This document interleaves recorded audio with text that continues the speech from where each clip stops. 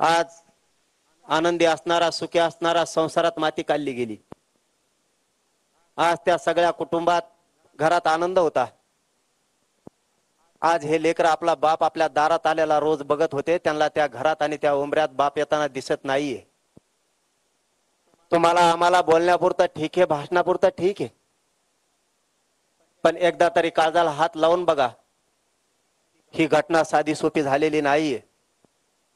आज वनवास आलाय त्या कुटुंबावरती। कुटुंबाला काय करावं कळत नाहीये। दोन मनस्थितीतून ते कुटुंब चाललंय। इतकी भयान आणि विदारक परिस्थिती त्या कुटुंबाची झाली। ती जर आपल्या कुटुंबाची झाली असती तर आपण शांत बसलो असतो का? हा प्रश्न प्रत्येकानं राज्यातल्या मराठ्यांनी स्वतःला विचारा।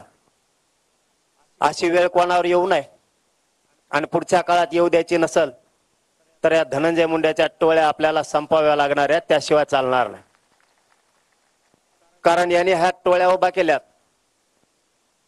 कारण त्याचं नाव आपण कधी घेत नव्हतं, पण ज्या दिवशी धनंजय देशमुखांना पोलीस स्टेशन मध्ये जाऊन धमकी देण्यात आली, त्या 26 दिवसानंतर आपण त्याचे लोक शांत केले नाही म्हणून त्याचं नाव घ्यायला सुरुवात केली। कारण तो त्याच्या लोकाला थांबवतच नाहीये। याचा अर्थ असा होतो की तुमची मूक संमती आहे, तुम्ही काय पण करा, मी तुमच्या पाठीशी। इतके भोळे आता आम्ही सुद्धा राहिलेलो नाहीयेत।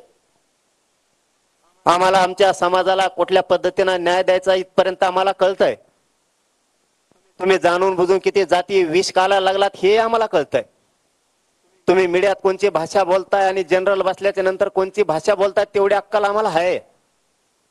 तुम्हाला वाटत असेल आम्ही खूप ताकदवर आहेत, पण एकदा जर मराठा बिथरला तर तो टोळी चटणीला सुद्धा पुरणार नाही। ही धमकी नाहीये, हे सत्य आहे। तुम्ही जर तुमच्या टोळ्या लाभार्थी टोळ्या